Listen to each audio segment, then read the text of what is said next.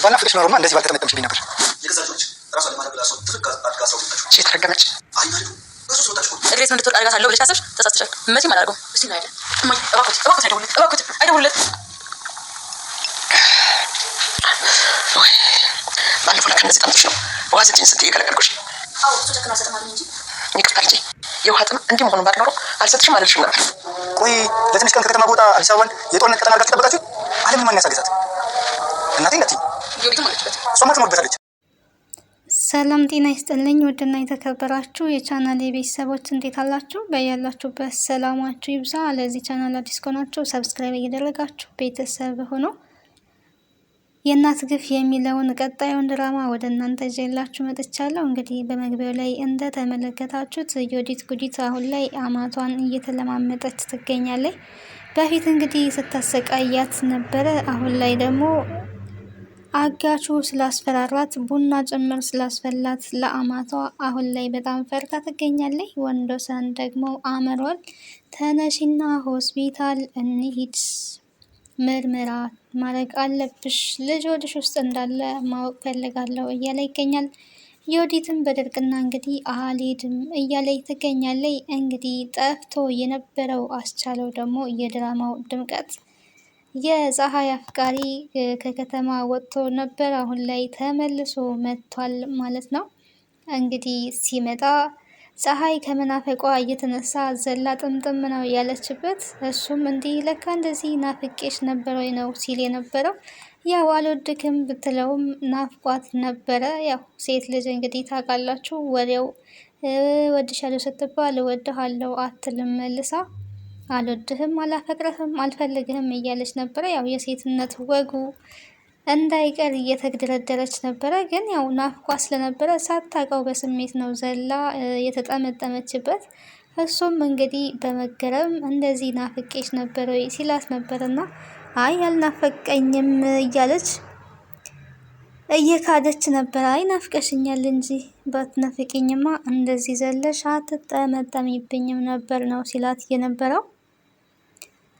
ያንቺን ታዩ፣ እኔ ግን ከቤተሰቦቼን ባላቅም አንቺ ደግሞ በጣም ናፍቀሽኛል ነበር ሲላት የነበረው።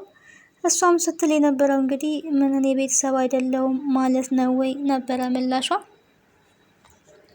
ቤተሰብ አይደለሽም ለማለት አይደለም፣ ቤተሰብ ነሽ። ገና ወደፊት የኔ ቤተሰብ የትዳሬ አጋር እንድትሆኚ ላደርግሽ ስለሆነ ቤተሰብ ነሽ። እንደዛ ላደርግሽ ፈልጌ አይደለም። እናትና እህቴን ባላቅም አንቺ ደግሞ ናፍቀሽኛል ነው እያልኩት ነበር ሲላት የነበረው። እንግዲህ ያስቻለው ወደ ቤት ስመጣ እናቱም የለችም፣ ታግታለች። እህቱም እንግዲህ እናቷን አግታ ተመልሳ ወደ ቤቷ ገብታለች ማለት ነው።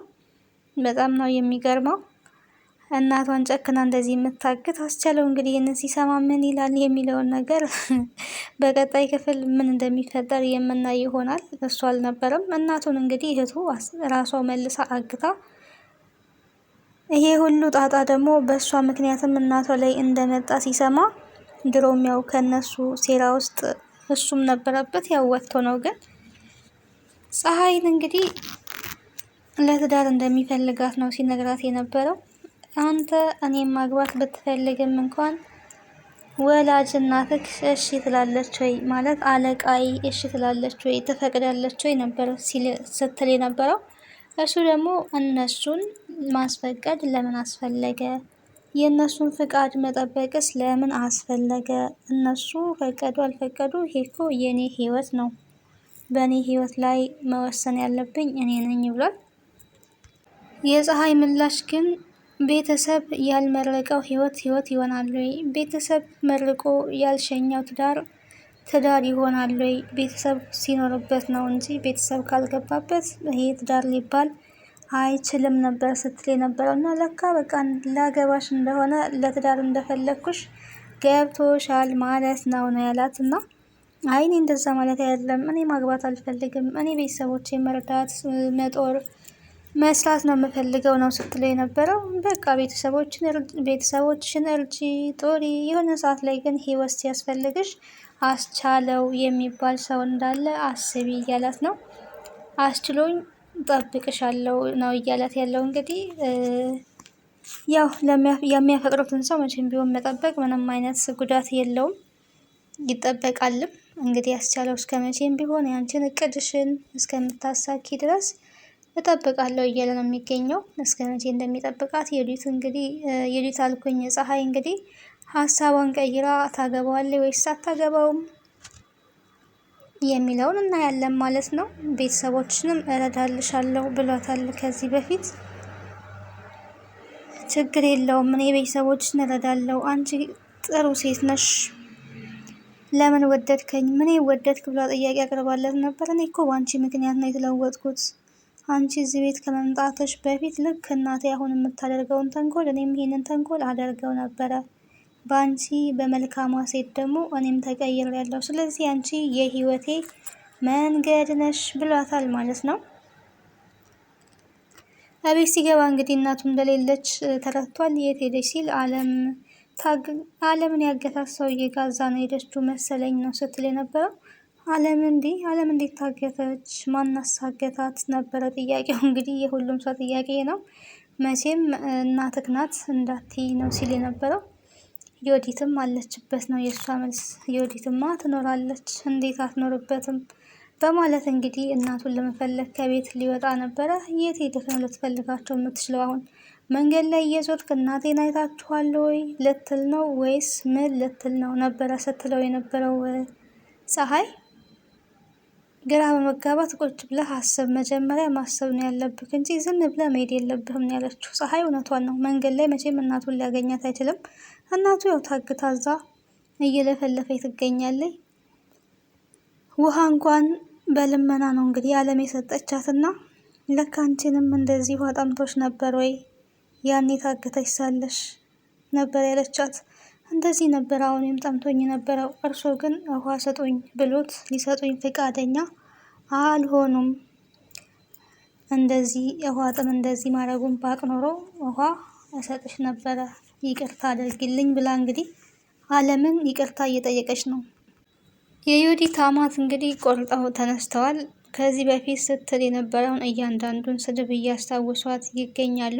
ስርዓት አልይዝም የምትይ ከሆነ ያ ቡና ላስፈላሽ ሰውዬ ደውልለታለሁ ያለኝን ሰምተሻል አይደለም ወይ ነበረ ሲሏት የነበረው።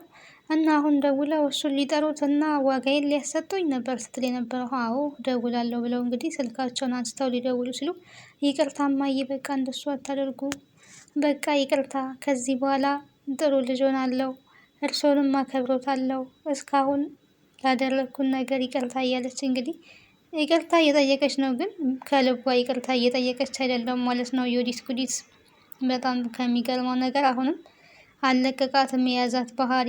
ምንም አጋቹን ስለምትፈራ ነው እንጂ አልተለወጠችም። እለወጣለሁ እያለች ነው ግን አልተለወጠችም ማለት ነው። አጋቹ ደግሞ ከመጣ እባክዎት አይደውሉለት፣ ከደወሉለት ወንበር ላይ አስሮ ያሳድረኛል ነበረ ስትል የነበረው ማለት ነው።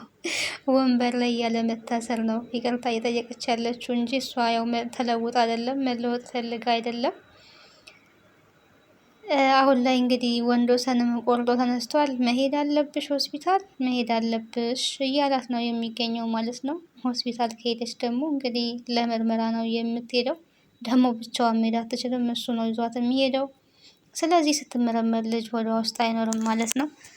ይሄ ክደቷ አስመሳይነቷን እንግዲህ ባለቤቷን ያቀባት ነው ወንዶሰን። አሁን ላይ ሊተዋት አልፈለገም። በቃ ማወቅ አለብኝ ብሎ ቆርጦ ተነስቷል። አስቻለውም ደግሞ ዮዲት ጋር ሄዳለው፣ ይሄንን ጉዳይ ዮዲት ልታቅ ትችላለች፣ እናት የት ነው ሄደችው እያለ ነው እንግዲህ።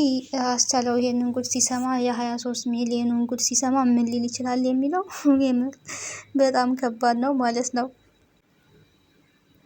ወርቄ እንግዲህ አለምን ራሱ እባክሽን ለምትወጃት እናትሽ ብለሽ ከሰው ቤት ወጥተሽ የራስሽን ስራ የምትጀምሪበት 500,000 ብር እሰጥሻለሁ፣ አንቺ በጣም ጥሩ ሰው ነሽ፣ ብዙ ውለታ ውለሽልኛል ነበረ ስትላት የነበረው። ኧረ እኔ ከእናንተ 1 ሳንቲምም አልፈልግም፣ 1 ብርም አልፈልግም ነበረ የአለም ምላሽ።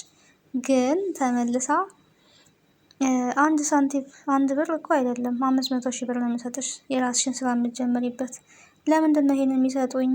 በምላሹ ምን ይፈልጋሉ ስትል እንግዲህ አይ ምንም አልፈልግም፣ ግን አሁን አንድ ነገር አድርጊልኝ፣ ሄደሽ አንቺ ፋይል የቀረጽሽበትን ሞባይል ሰርቀሽ አንጭልኝ ነበር ያሏት ማለት ነው።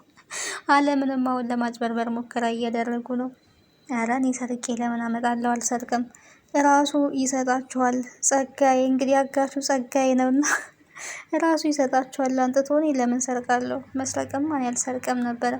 ጸጋዬን ጠርታ እንግዲህ 500 ሺህ ብር ሰጥሻለሁ ብለውኛል፣ ስለዚህ ስልኩን ስጣቸው ስትል አላልኩኝም ብለው እዛው ካድ ተደረጉ ማለት ነው። እና ለዚህ ክደታቸውና ለዚህ ውሸታቸው እንግዲህ ወርቄ ለክደቷና ለውሸቷ ተጨማሪ ቀን እንድትታሰር አጋቹ ፈርዶባታል ማለት ነው። አላሳዝንክም ወይ? እዚህ ወንበር ላይ ታስሬ ሳድር እዚህ ጨለማ አላሳዝንክም ወይ? ቢያንስ እኮ እናትህ ሆናለሁ ነበረ እያሉ ያሉት። አጋቹ መስሚያ የለውም። ከዚህ ጸጸት ለመውጣት ጥፋቶት ከገባዎት ንስሐ መግባት ነው የሚገባዎት። ፈጣሪ ይቅር የሚል አምላክ ነው እያላቸው አለና ፈጣሪ ይቅር ይላል። እሺ የምድሩስ ይቅር ይላል ወይ ነው? የምድሩ እንኳን ይቅር ሊል አይችልም። ተገቢውን ቅጣት ይቀጣሉ። አለበለዚያ ደግሞ እንዳይቀጡ ከፈለጉ ለእኔ 23 ሚሊዮን ብር አምጡ እያለ ነው። በስመ አብ እንደው ስሙን እንኳን ሲጠራው አላፈረም የሰውዬ። እናንተ 23 ሚሊዮን ብር ከባድ ነገር ተውና። ለማንኛውም ለዛሬ ይሄን ይመስል ነበረ ይሄ የእናት ግፍ ድራማ። ቀጣዩን ክፍል ወደ እናንተ እዚህ እመጣለሁ። ስለነበረን ቆይታ አመሰግናለሁ። ቤተሰብ ያልሆናችሁ ቤተሰቡ ነው። ቤተሰቡ ናችሁ ስለምታበረታቱኝ ደግሞ ከልብ አመሰግናለሁ። ምስጋና የላቀ ነው። ሀሳብና አስተያየታችሁን በኮሜንት አስቀምጡ። ሰላም፣ ፍቅር፣ አንድነትን ያድለን። የሀገራችንን ሰላም ፈጣሪ አምላክ ይመልስልን። ባይ ባይ።